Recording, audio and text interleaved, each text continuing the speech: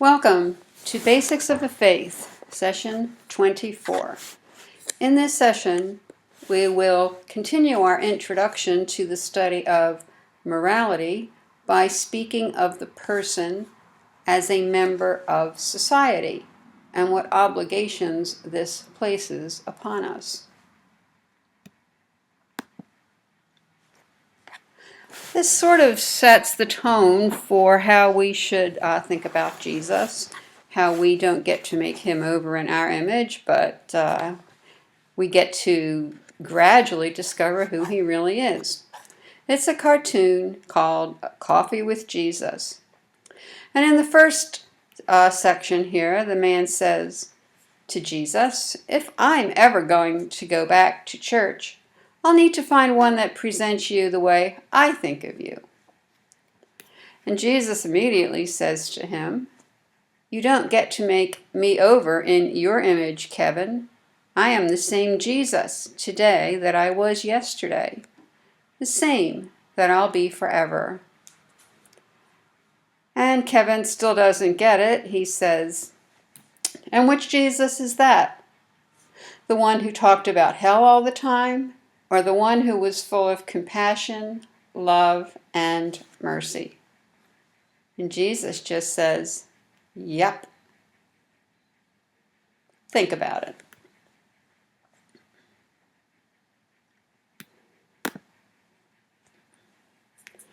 In chapter 24 of the United States Catholic Catechism for Adults, the person who is held up to us as a model of morality related to the concepts in this chapter is Cesar Chavez.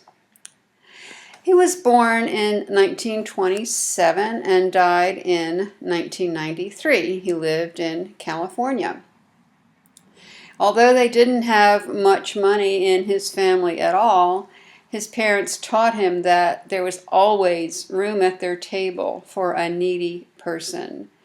They were fortunate enough to have enough to eat, and if there was someone who did not, they were always welcome to eat what they did have with them. Cesar worked to improve the lives of farm workers once he became familiar with them and with their conditions under which they were forced to work.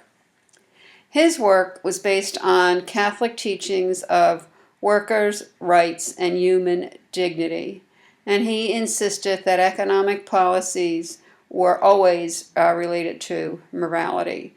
There is a morality in the workings of the society. He worked to counter the abuses that were being forced upon Mexican workers. Their rights and their human dignity were not being respected by and large by the farmers for whom they worked.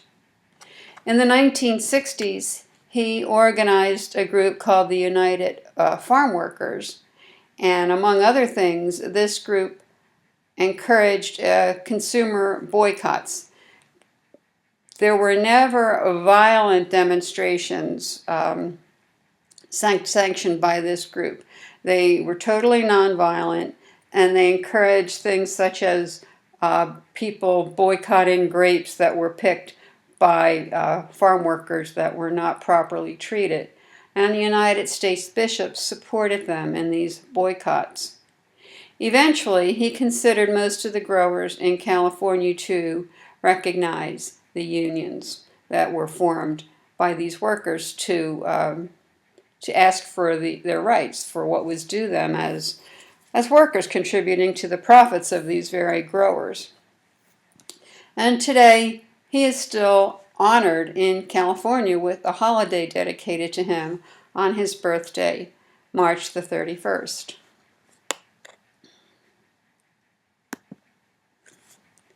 And this is just one of many quotes that are available from his writings and his speeches.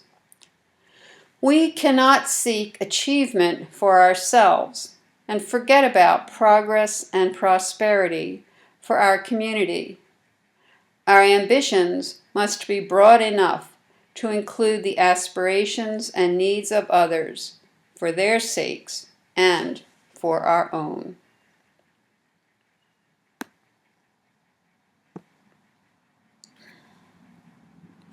So the human community, like it or not, this is a community that you can't get out of.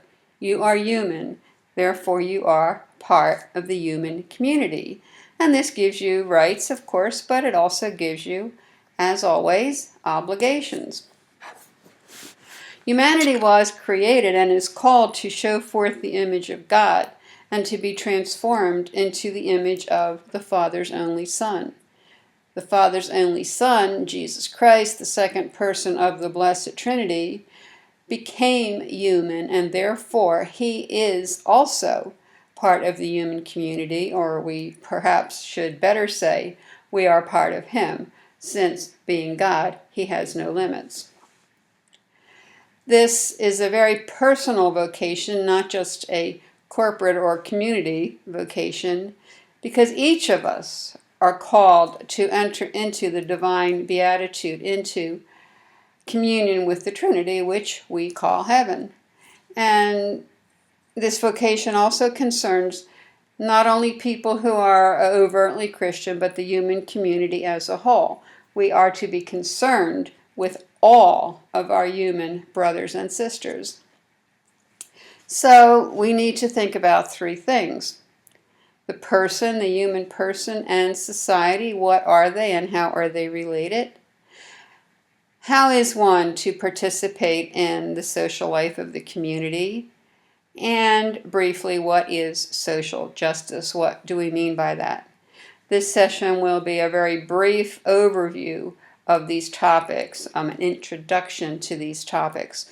Some of them will be discussed in greater detail when we discuss the individual commandments.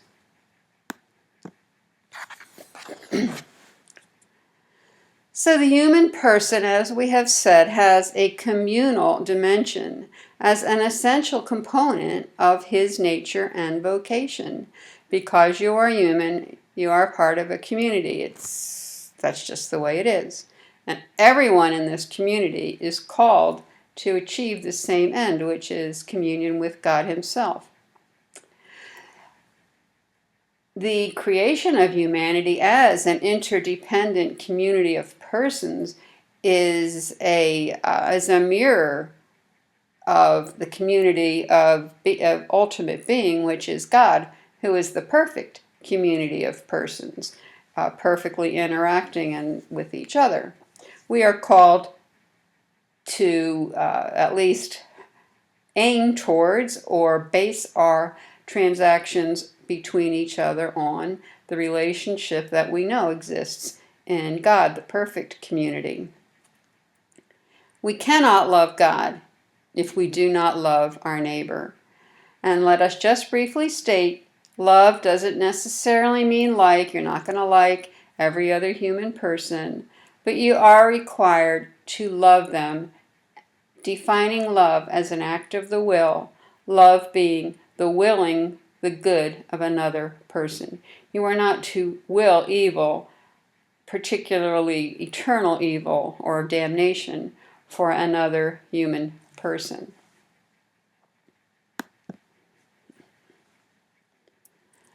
All social institutions are to be based upon the human person. The individual human person is to be the principle, the subject, and the end of all social institutions.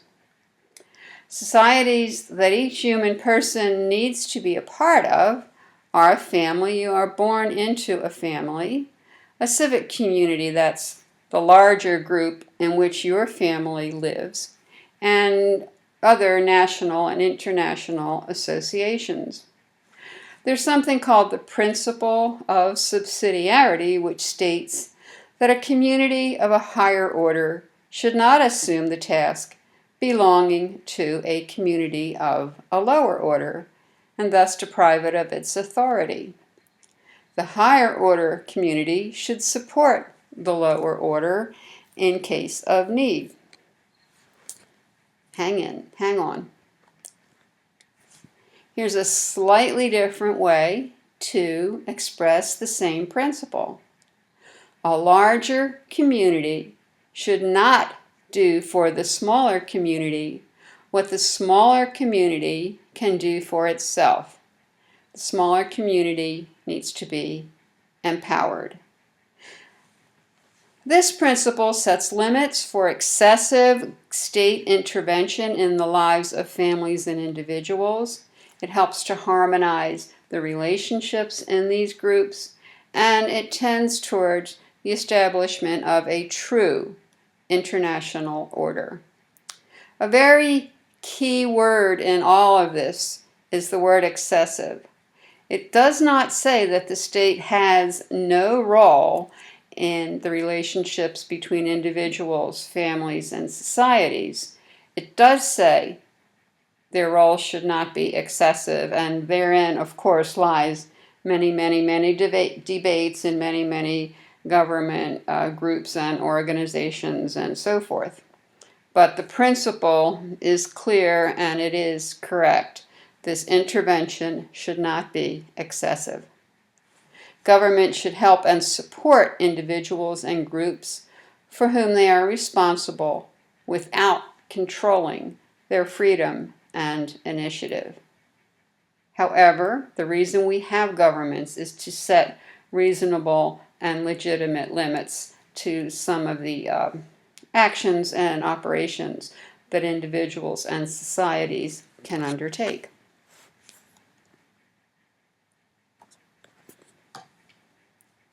So as we said, subsidiarity is meant to guarantee that the state's intervention will not become overly invasive. Kind of sounds like the same thing as excessive, right? The state cannot interfere too much in the working of the economy or restrict the liberty of individuals and businesses. There are, however, legitimate times when the state does need to step in, and this is a very delicate area, obviously. The principle defends a legitimate role of taxes and public spending, which is important, especially in protecting the weaker members of society. Taxes are not an evil thing. If you want to have a society, if you want to have a government that provides any sorts of services, that supports a safe infrastructure of roads, bridges, tunnels, and all of that, you need to have taxes. And these taxes need to be spent publicly. And once again, not too much, but enough to provide services that are actually necessary for the smooth functioning of the society. However, the freedom of people to engage in business activity is a fundamental value and an inalienable right to be promoted and defended.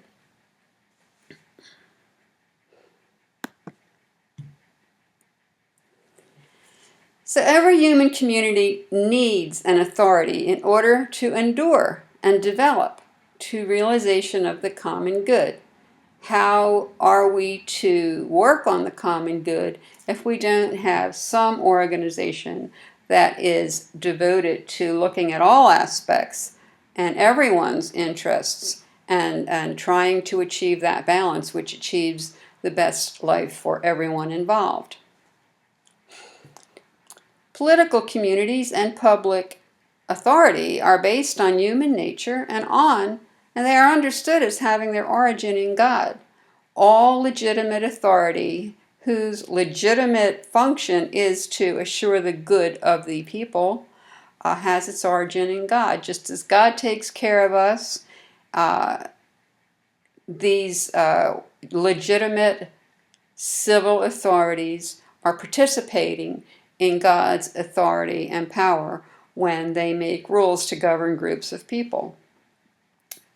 Political authority should always be used for the common good of society and should always employ morally acceptable means. Laws and measures contrary to the moral order may occasionally be passed by governments and governing bodies. These unjust laws are not binding in conscience. In general, we are bound to obey laws that are made by the civil authorities, speed limits, pay our just taxes, and so on and so forth. But laws that are made to allow things such as abortion, which is a morally evil action in and of itself, cannot be followed by people of good conscience. However, you don't get to use this principle to say that you don't have to obey any law that you just happen not to like. These things are not to be taken lightly, and a good bit of research is needed for you to understand what laws are binding and what laws are not.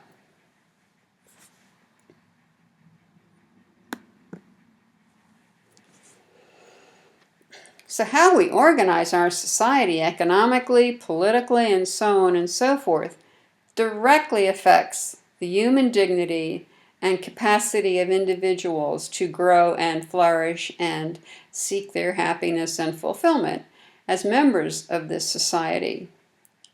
People have a right and a duty to participate in society, seeking the common good and well-being of all. We are not meant to be individualists who isolate ourselves and don't care what happens to anyone else. We are members of society with, as it says, rights and duties. As we said before, the foundation of human authority lies in human nature because it corresponds to the order established by God. If you look at, the way God made us male and female, to reproduce, to establish families, to administer our children, and then also to participate in the larger society around us. This is built into our nature, and it is a requirement of being human.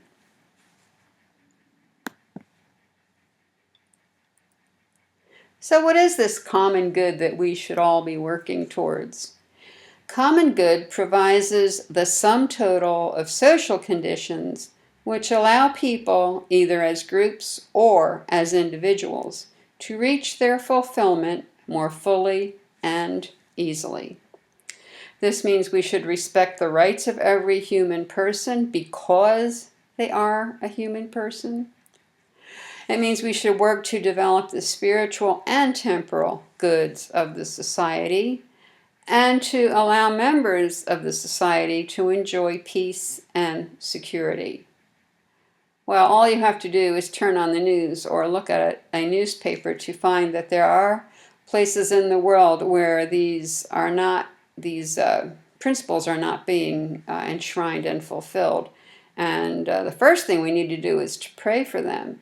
And if there is anything that we or our society can do to help, to also encourage that help. The dignity of the human person requires the pursuit of the common good, and everyone should be concerned that institutions that improve conditions of life for human beings are created and supported. The role of the state is to defend and promote the common good of civil society. That is why we have states and governments. Whose job is it to promote the common good? Everybody's job.